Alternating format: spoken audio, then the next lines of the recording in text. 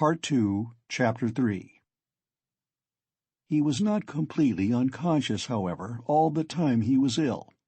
He was in a feverish state, sometimes delirious, sometimes half-conscious. He remembered a great deal afterwards. Sometimes it seemed as though there were a number of people round him. They wanted to take him away somewhere. There was a great deal of squabbling and discussing about him. Then he would be alone in the room.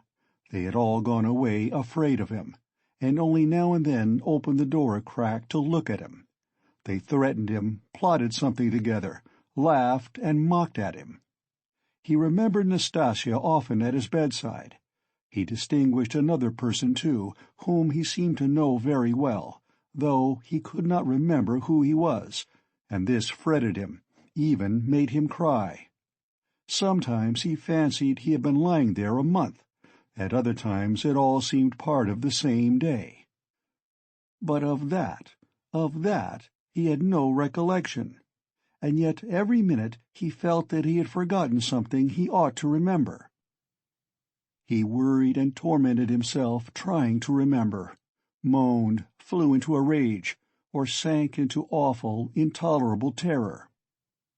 Then he struggled to get up, would have run away, but someone always prevented him by force, and he sank back into impotence and forgetfulness. At last he returned to complete consciousness. It happened at 10 o'clock in the morning.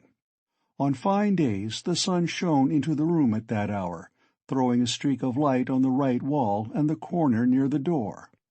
Nastasia was standing beside him with another person, a complete stranger, who was looking at him very inquisitively. He was a young man with a beard, wearing a full, short-waisted coat, and looked like a messenger. The landlady was peeping in at the half-open door. Raskolnikov sat up. "Who is this, Nastasia?" he asked, pointing to the young man. "I say, he's himself again," she said. "He is himself," echoed the man. Concluding that he had returned to his senses, the landlady closed the door and disappeared.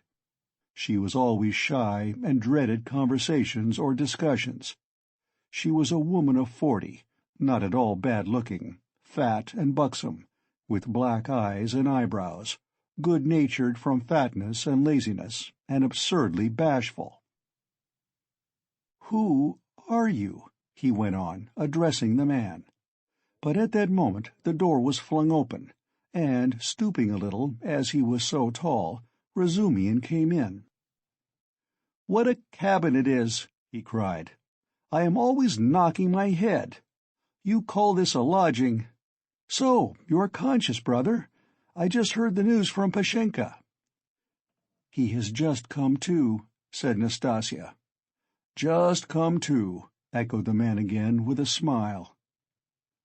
"And who are you?" Razumikhin asked, suddenly addressing him. "My name is Razumikhin, at your service. Not Razumikhin, as I am always called, but Razumikhin, a student and a gentleman. And he is my friend. And who are you?" "I am the messenger from our office, from the merchant Shepelev, and I've come on business." "Please sit down." Razumikhin seated himself on the other side of the table. "It's a good thing you've come too, brother," he went on to Raskolnikov. "For the last 4 days you have scarcely eaten or drunk anything. We had to give you tea in spoonfuls. I brought Zosimov to see you twice. You remember Zosimov? He examined you carefully and said at once it was nothing serious. Something seemed to have gone to your head. Some nervous nonsense. The result of bad feeling. He says you have not had enough beer and radish, but it's nothing much. It will pass, and you will be all right. Zosimov is a first-rate fellow. He is making quite a name. Come, I won't keep you," he said, addressing the man again. "Will you explain what you want? You must know, Rodya, that this is the second time they have sent from the office. But it was another man last time, and I talked to him. Who was it came before?" "That was the day before yesterday, I venture to say, if you please, sir. That was Alexei Semyonovitch. He is in our office, too." He was more intelligent than you, don't you think so? Yes, indeed, sir. He is of more weight than I am. Quite so. Go on. At your mamma's request, through Afanasy Ivanovitch Varushin, of whom I presume you have heard more than once, a remittance is sent to you from our office, the man began, addressing Raskolnikov. If you are in an intelligible condition, I've 35 rubles to remit to you, as Semyon Semyonovitch has received from Afanasy Ivanovitch at your mamma's request instructions to that effect, as on previous occasions. Do you know him, sir? Yes, I remember. Varushin, Raskolnikov said dreamily. You hear, he knows Varushin, cried Razumikhin. He is in an intelligible condition. And I see you are an intelligent man, too. Well, it's always pleasant to hear words of wisdom. That's the gentleman Varushin, Afanasy Ivanovitch. And at the request of your mamma, who has sent you a remittance once before in the same manner through him, he did not refuse this time also, and sent instructions to Semyon Semyonovitch some days since to hand you 35 rubles in the hope of better to come. That hoping for better to come is the best thing you've said, though your mamma is not bad either. Come then, what do you say? Is he fully conscious, eh? That's all right, if only he can sign this little paper. He can scrawl his name. Have you got the book? Yes, here's the book. Give it to me. Here, Rodya, sit up. I'll hold you. Take the pen and scribble Raskolnikov for him. For just now, brother, money is sweeter to us than treacle. I don't want it, said Raskolnikov, pushing away the pen. Not want it? I won't sign it. How the devil can you do without signing it? I don't want the money. Don't want the money? Come, brother, that's nonsense. I bear witness. Don't trouble, please. It's only that he is on his travels again. But that's pretty common with him at all times, though. You are a man of judgment, and we will take him in hand. That is, more simply, take his hand, and he will sign it. Here. But I can come another time. No, no. Why should we trouble you? You are a man of judgment. Now, Rodya, don't keep your visitor. You see he is waiting. And he made ready to hold Raskolnikov's hand in earnest. Stop, I'll do it alone, said the latter, taking the pen and signing his name. The messenger took out the money and went away. Bravo! And now, brother, are you hungry? Yes, answered Raskolnikov. Is there any soup? Some of yesterday's, answered Nastasya, who was still standing there. With potatoes and rice in it? Yes. I know it by heart. Bring soup and give us some tea. Very well. Raskolnikov looked at all this with profound astonishment and a dull, unreasoning terror. He made up his mind to keep quiet and see what would happen. I believe I am not wandering. I believe it's reality, he thought. In a couple of minutes Nastasya returned with the soup, and announced that the tea would be ready directly. With the soup she brought 2 spoons, 2 plates, salt, pepper, mustard for the beef, and so on. The table was set as it had not been for a long time. The cloth was clean. It would not be amiss, Nastasya, if Praskovya Pavlovna were to send up a couple of bottles of beer. We could empty them. Well, you are a cool hand, muttered Nastasya, and she departed to carry out his orders. Raskolnikov still gazed wildly with strained attention.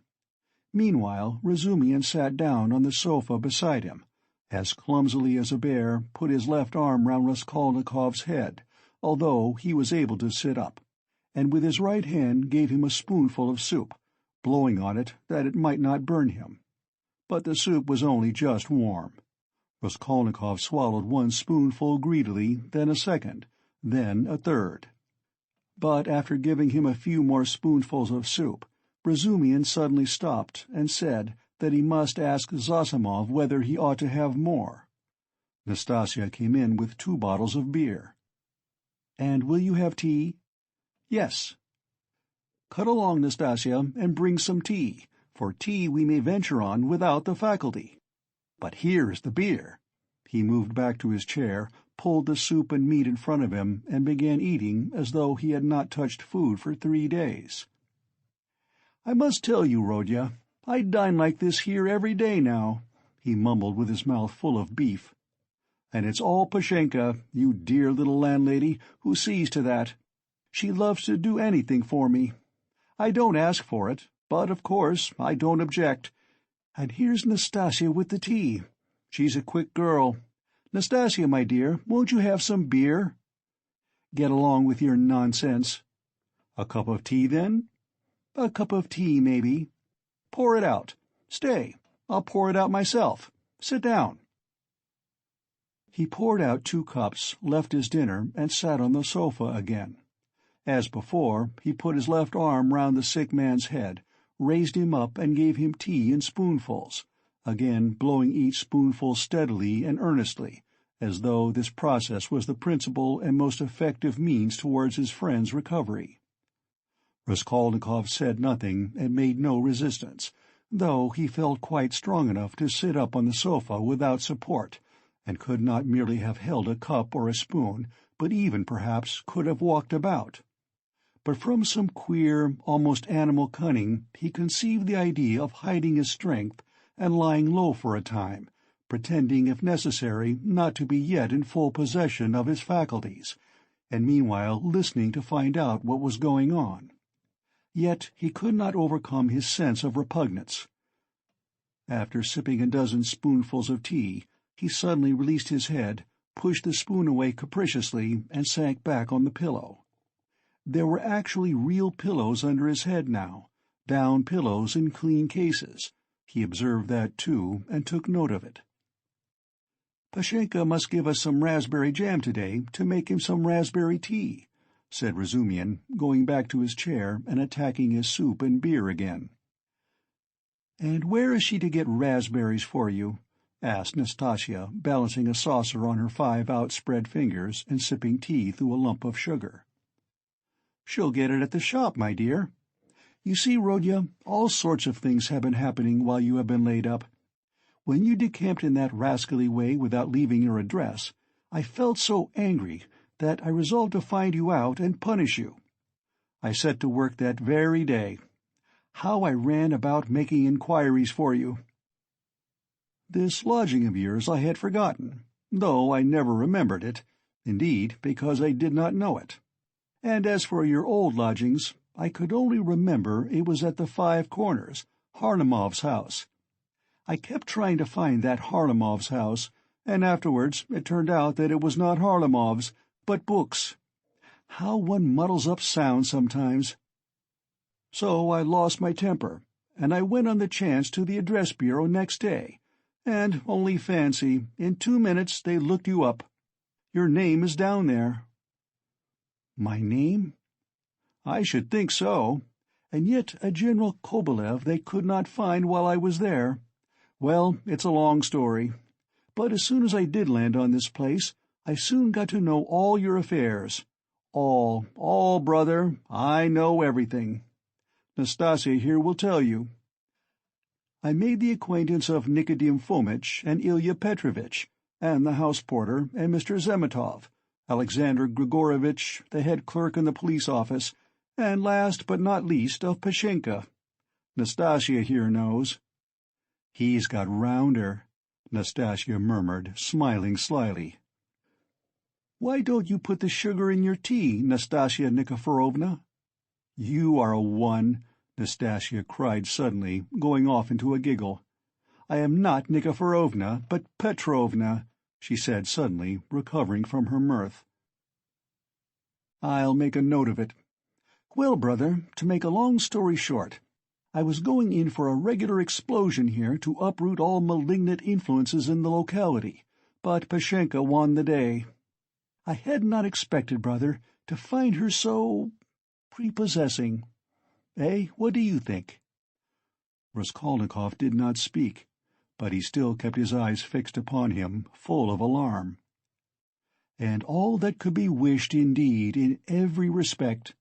Razumikhin went on, not at all embarrassed by his silence. "Ah, the sly dog!" Nastasia shrieked again. This conversation afforded her unspeakable delight. "It's a pity, brother, that you did not set to work in the right way at first. You ought to have approached her differently. She is, so to speak, a most unaccountable character. But we will talk about her character later. How could you let things come to such a pass that she gave up sending you your dinner? And that IOU! You must have been mad to sign an IOU. And that promise of marriage when her daughter, Natalia Yegorovna, was alive? I know all about it. But I see that's a delicate matter, and I am an ass. Forgive me. But talking of foolishness, do you know Praskovya Pavlovna is not nearly so foolish as you would think at first sight?" "No," mumbled Raskolnikov, looking away, but feeling that it was better to keep up the conversation. "She isn't, is she?" cried Razumikhin, delighted to get an answer out of him. "But she is not very clever either, eh? She is essentially an unaccountable character. I am sometimes quite at a loss, I assure you. She must be 40. She says she is 36, and of course she has every right to say so.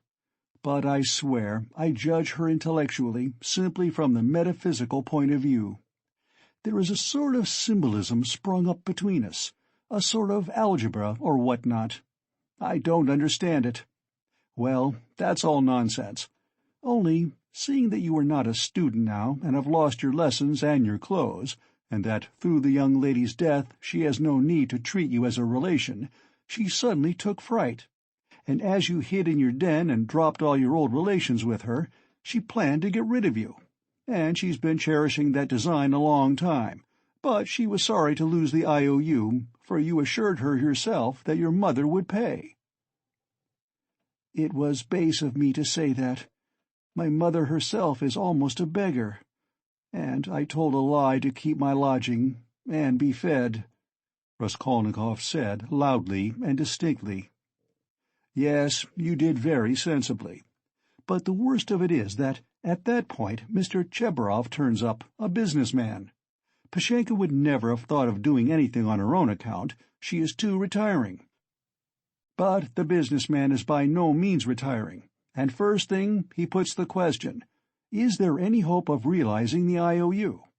Answer, there is, because he has a mother who would save her Rodya with her 125 rubles pension if she has to starve herself, and a sister, too, who would go into bondage for his sake. That's what he was building upon. Why do you start? I know all the ins and outs of your affairs now, my dear boy. It's not for nothing that you were so open with Pashenka when you were her prospective son-in-law, and I say all this as a friend.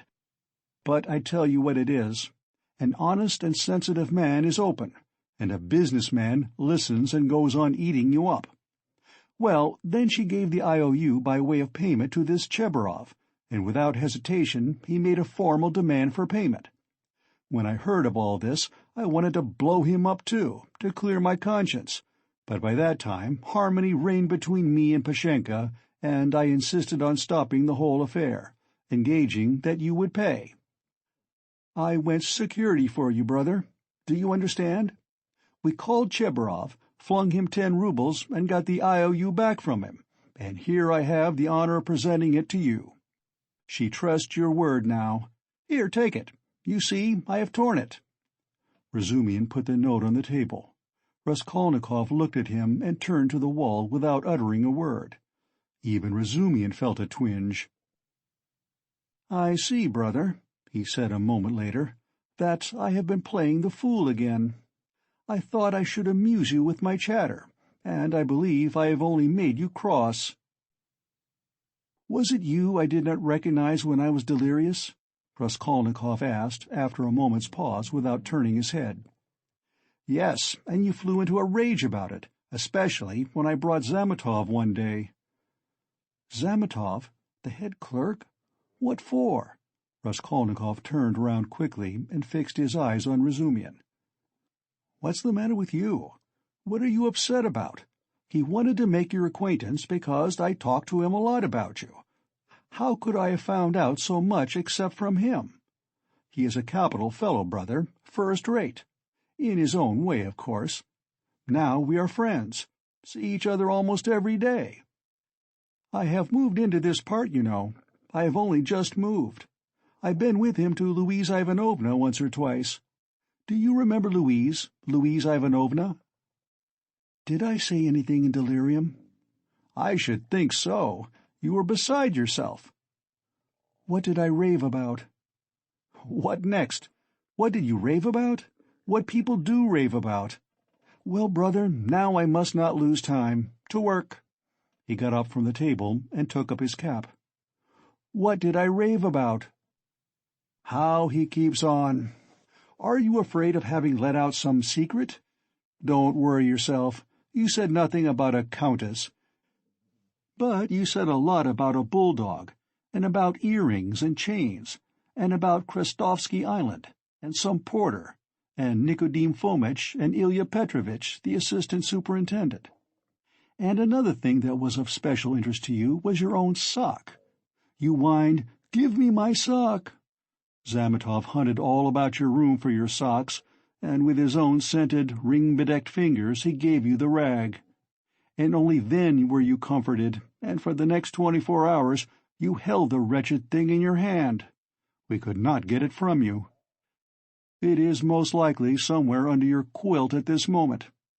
And then you asked so piteously for fringe for your trousers. We tried to find out what sort of fringe, but we could not make it out. Now to business. Here are 35 rubles. I take 10 of them, and shall give you an account of them in an hour or two. I will let Zosimov know at the same time, though he ought to have been here long ago, for it is nearly 12. And you, Nastasia, look in pretty often while I am away, to see whether he wants a drink or anything else, and I will tell Pashenka what is wanted myself. Goodbye." He calls her Pashenka. Ah, he's a deep one, said Nastasia as he went out. Then she opened the door and stood listening, but could not resist running downstairs after him. She was very eager to hear what he would say to the landlady. She was evidently quite fascinated by Razumikhin. No sooner had she left the room than the sick man flung off the bedclothes and leapt out of the bed like a madman. With burning, twitching impatience, he had waited for them to be gone so that he might set to work. But to what work? Now, as though to spite him, it eluded him. "Good God, only tell me one thing. Do they know of it yet or not? What if they know it and are only pretending, mocking me while I am laid up, and then they will come in and tell me that it's been discovered long ago, and that they have only— What am I to do now? That's what I've forgotten, as though on purpose. Forgotten it all at once, I remembered a minute ago." He stood in the middle of the room and gazed in miserable bewilderment about him. He walked to the door, opened it, listened. But that was not what he wanted. Suddenly, as though recalling something, he rushed to the corner where there was a hole under the paper, began examining it, put his hand into the hole, fumbled, but that was not it. He went to the stove, opened it, and began rummaging in the ashes. The frayed edges of his trousers and the rags cut off his pocket were lying there just as he had thrown them. No one had looked then. Then he remembered the sock about which Razumikhin had just been telling him. Yes, there it lay on the sofa under the quilt, but it was so covered with dust and grime that Zametov could not have seen anything on it. Bah, Zametov, the police office. And why am I sent for to the police office? Where's the notice? Bah, I am mixing it up. That was then. I looked at my sock then, too, but now I have been ill. But what did Zametov come for? Why did Razumikhin bring him? He muttered, helplessly sitting on the sofa again. What does it mean? Am I still in delirium, or is it real? I believe it is real. Ah, I remember. I must escape. Make haste to escape. Yes, I must escape. Yes, but where? And where are my clothes? I've no boots. They've taken them away. They've hidden them. I understand. Ah, here is my coat. They passed that over. And here is money on the table, thank God. And here's the IOU. I'll take the money and go and take another lodging. They won't find me. Yes, but the address bureau. They'll find me. Razumikhin will find me. Better escape altogether, far away, to America, and let them do their worst. And take the IOU. It would be of use there. What else shall I take? They think I am ill. They don't know that I can walk. Ha, ha, ha! I could see by their eyes that they don't know all about it. If only I could get downstairs. And what if they have set a watch there, policeman? What's this tea? Ah, and here is beer left, half a bottle, cold. He snatched up the bottle, which still contained a glass full of beer, and gulped it down with a relish, as though quenching a flame in his breast. But in another minute the beer had gone to his head, and a faint and even pleasant shiver ran down his spine. He lay down and pulled a quilt over him. His sick and incoherent thoughts grew more and more disconnected, and soon a light, pleasant drowsiness came upon him. With a sense of comfort, he nestled his head into the pillow, wrapped more closely about him the soft, wadded quilt which had replaced the old ragged greatcoat, sighed softly, and sank into a deep, sound, refreshing sleep. He woke up, hearing someone come in.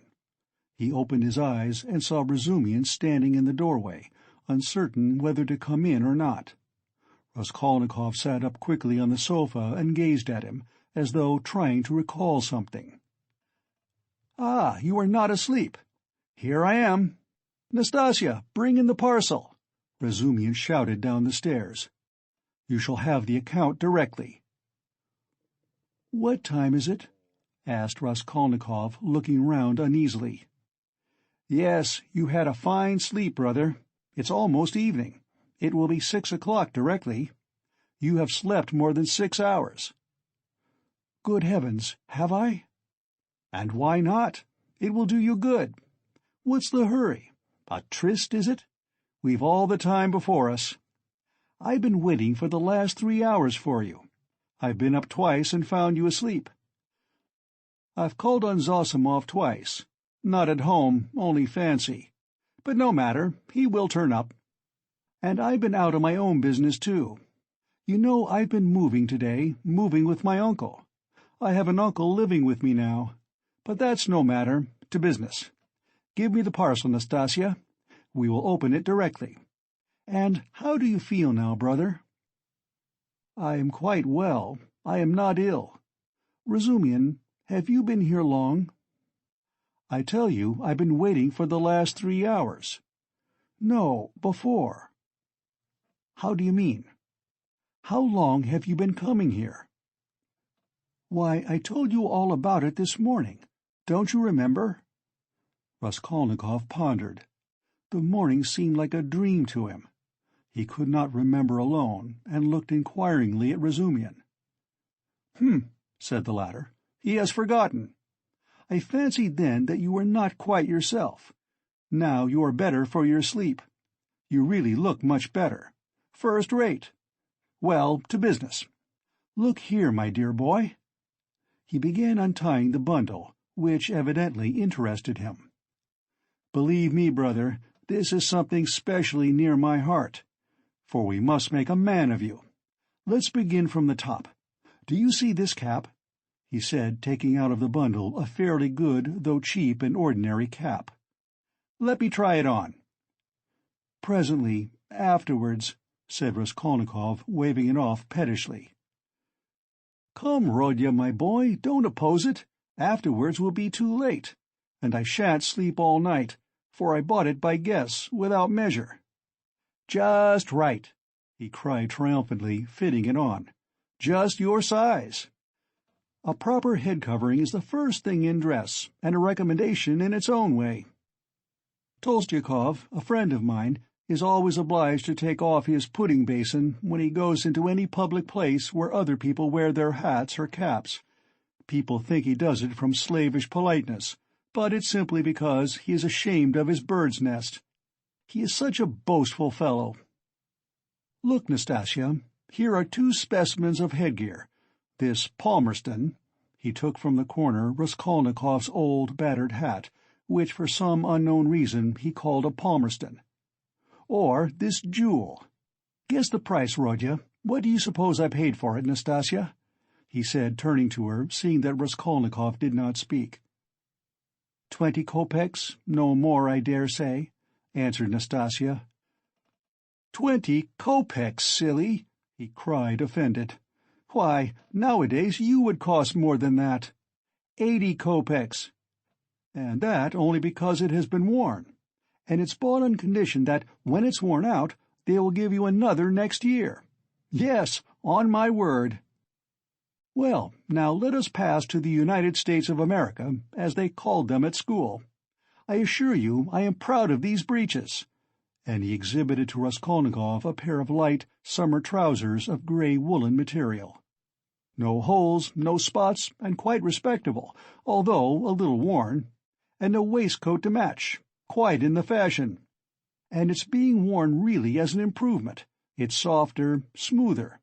You see, Rodya, to my thinking, the great thing for getting on in the world is always to keep to the seasons. If you don't insist on having asparagus in January, you keep your money in your purse, and it's the same with this purchase. It's summer now, so I've been buying summer things. Warmer materials will be wanted for autumn, so you'll have to throw these away in any case, especially as they will be done for by then from their own lack of coherence, if not your higher standard of luxury. Come, price them. What do you say? 2 rubles 25 kopecks. And remember the condition. If you wear these out, you will have another suit for nothing. They only do business on that system at Fadyev's. If you've bought a thing once, you are satisfied for life, for you will never go there again of your own free will. Now for the boots. What do you say? You see that they are a bit worn, but they'll last a couple of months, for it's foreign work and foreign leather. The secretary of the English embassy sold them last week. He had only worn them 6 days, but he was very short of cash. Price, 1.5 rubles. A bargain?